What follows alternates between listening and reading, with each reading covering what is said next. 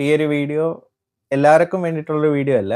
അത്യാവശ്യം entrance serious ആയിട്ട് നോക്കുന്ന ആളുകൾ. അതായത് കുറച്ച് പേരെ കാണത്തുള്ളൂ എൻട്രൻസ് മെയിനായിട്ട് നോക്കുന്നത്. ബാക്കി എല്ലാവരും സൈഡായിട്ടൊക്കെ ആയിരിക്കും നോക്കുന്നത്. അപ്പം കുറച്ച് ആളുകൾക്ക് നല്ല ടാർഗറ്റ് കാണും. അതായത് നല്ലൊരു റാങ്ക്, നല്ലൊരു കോളേജ്, പിന്നെ നല്ലൊരു കരിയർ, ഹൈ പേയ്മെന്റ്, സാലറി അങ്ങനെയുള്ള കാര്യങ്ങളൊക്കെ നിങ്ങളൊരു ഡ്രീം വലിയ കുറച്ചുകൂടിയൊക്കെ ബിഗ് ആണെങ്കിൽ നിങ്ങൾക്ക് വേണ്ടിയിട്ടുള്ള വീഡിയോ ആണ്. അപ്പോൾ സ്മാൾ ആയിട്ട് നിങ്ങൾ ജസ്റ്റ് എൻട്രൻസ് നോക്കുന്നവരാണെങ്കിൽ നിങ്ങൾക്ക് ഈ ഒരു വീഡിയോ കൊണ്ട് വലിയൊരു ഉപയോഗം വരുമെന്ന് എനിക്ക് തോന്നുന്നില്ല. പക്ഷെ നല്ലപോലെ പഠിക്കുന്നു അല്ലെങ്കിൽ എന്താണ് എൻട്രൻസ് മെയിനായിട്ട് ഫോക്കസ് ചെയ്തൊരു ടോപ്പ് റാങ്ക് നോക്കുവാണെങ്കിൽ നിങ്ങൾ മാക്സിമം ഈ വീഡിയോ മൊത്തം കാണുക. ഇല്ലെങ്കിൽ നിങ്ങൾ ഈ വീഡിയോ സ്കിപ്പ് ചെയ്യുക. അപ്പോൾ ഞാൻ പറയുന്നതെന്ന് വെച്ച് കഴിഞ്ഞാൽ നമ്മൾ എൻട്രൻസിന് പോകുമ്പോൾ നമുക്ക് എത്രത്തോളം മാർക്ക് കിട്ടുന്നോ അത്രത്തോളം നമുക്ക് ബ്രാഞ്ചുകളും കോളേജുകളും കിട്ടാനുള്ള ചാൻസ് കൂടുതല.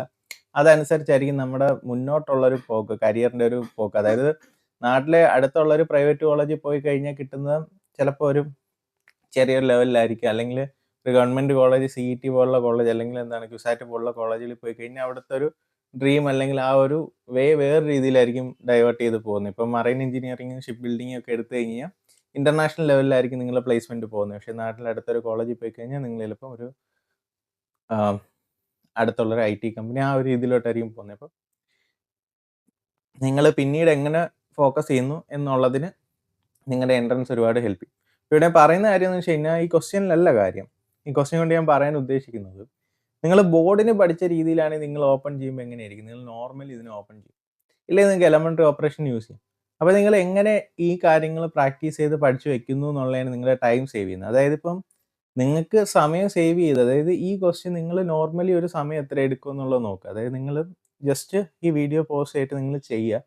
ചെയ്ത് കഴിഞ്ഞിട്ട് നിങ്ങൾ ഇതിന് എത്ര മിനിറ്റ് എടുത്തു എന്നുള്ളത് നിങ്ങൾ നോട്ട് ചെയ്ത് വയ്ക്കുക. അപ്പോൾ ഇവിടെ ഞാൻ പറയുന്നത് ഇതേ സെയിം സിറ്റുവേഷൻ ആയിരിക്കും നിങ്ങൾക്ക് എക്സാമിന് വരുന്നത്. അത് നിങ്ങൾ എടുക്കുന്ന ടൈം, നിങ്ങളുടെ കാൽക്കുലേഷൻ സ്പീഡ്, നിങ്ങൾ യൂസ് ചെയ്യുന്ന മെത്തേഡ് കാര്യങ്ങളനുസരിച്ച് മാറും. നമുക്ക് പല മെത്തേഡ് ചെയ്യാം. അപ്പോൾ ഈ ഓരോ ക്വസ്റ്റ്യനും നമുക്ക് എങ്ങനെയൊക്കെ അപ്രോച്ച് ചെയ്യാം, അതിലാണ് നിങ്ങളുടെ റാങ്ക് ഇരിക്കുന്നത്. അപ്പം നിങ്ങൾ പഠിക്കുമ്പോൾ എങ്ങനെ പഠിക്കണം എന്നുള്ളതിന് ഒരു ഗൈഡൻസ് പോലെ നിങ്ങൾക്ക് ഈ വീഡിയോ എടുക്കാം. അപ്പോൾ ഞാൻ ആലോചിച്ച കാര്യം എന്ന് വെച്ചാൽ നമുക്ക് ഈ ക്വസ്റ്റ്യൻസ് എല്ലാം പല രീതിയിൽ ചെയ്യാം. ഞാൻ തന്നെ ഓരോ തവണ ചെയ്യുമ്പോഴും ഓരോ രീതിയിലാണ് ചെയ്യുന്നത്. അപ്പോൾ ഞാൻ കണ്ടുപിടിച്ചൊരു വഴി എന്ന് വെച്ച് കഴിഞ്ഞാൽ, ഈ ഒരു ക്വസ്റ്റ്യനെ പറ്റി നോക്കുമ്പം ഇങ്ങനെ ഈ ഒരു ക്വസ്റ്റ്യൻ മാത്രമല്ല, ഒരുപാട് ക്വസ്റ്റ്യൻ നമുക്ക് ഇങ്ങനെ ഒരു സ്ട്രാറ്റജി ഉണ്ട്. ജസ്റ്റ് ഞാൻ ചെയ്യുന്നതെന്ന് വെച്ചാൽ, ഞാൻ എന്ത് ചെയ്യുന്നത് വെച്ച് കഴിഞ്ഞാൽ, ഫസ്റ്റ് റോ ഉണ്ട് സെക്കൻഡ് റോയെ കുറയ്ക്കും.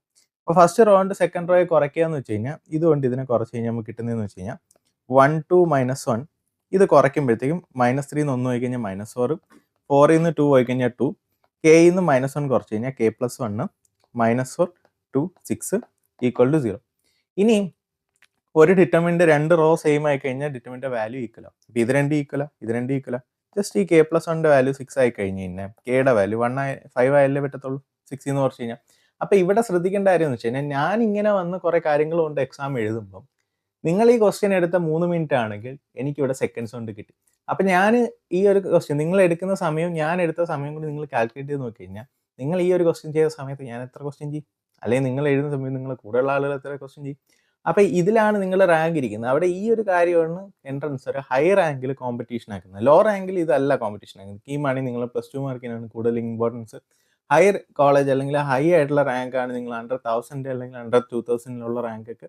ഇങ്ങനെയുള്ള കാര്യങ്ങളാണ് നിങ്ങൾ ഫോക്കസ് ചെയ്യുന്നത്. മെയിനായിട്ട് ക്യുസാറ്റിനകത്ത് ഒരു 100 700 1000 റാങ്കുകളെല്ലാം ഇങ്ങനെയുള്ള കാര്യത്തിലോട്ട് നിങ്ങൾ അപ്രോച്ച് ചെയ്യുമ്പോൾ, എക്സാമിന് അപ്രോച്ച് ചെയ്യുമ്പോഴാണ് നിങ്ങൾക്ക് കിട്ടുന്നത്. ഇപ്പോൾ ഇവിടെ ഞാൻ പറയുന്നത് വെച്ചാൽ, നിങ്ങളുടെ എയിം ഒരു വലിയൊരു എയിമാണ്. കീമിന് ഒരു അണ്ടർ 2000 അല്ലെങ്കിൽ ക്യുസാറ്റിന് ഒരു അണ്ടർ 1000 ഇങ്ങനെയൊക്കെയാണ് നിങ്ങളുടെ എയിം എങ്കിൽ നിങ്ങൾ ഈ ഒരു രീതിയിലോട്ട് പോവുക. അല്ലെങ്കിൽ പിന്നെ എന്താണ്, നിങ്ങൾ നോർമലി പഠിച്ചു വെച്ചിരിക്കുന്ന NCERT വെച്ച് ചെയ്യുമ്പം നിങ്ങൾക്ക് എത്ര സമയം എടുക്കും എന്നുള്ളതാണ്. അതായത് NCERT കൊണ്ട് നമുക്കിതെല്ലാം ചെയ്യാൻ പറ്റും. പക്ഷേ ഞാനൊരു ക്വസ്റ്റ്യൻ 10 മിനിറ്റ് കൊണ്ട് ചെയ്യുന്നതും വേറെ ആൾ അത് അര മിനിറ്റ് കൊണ്ട് ചെയ്യുമ്പോഴും, ഞാൻ ആ 10 മിനിറ്റ് കൊണ്ട് ഒരു ക്വസ്റ്റ്യൻ തീർക്കുമ്പോൾ വേറെ ആൾ അവിടെ 20 ക്വസ്റ്റ്യൻ കഴിയും.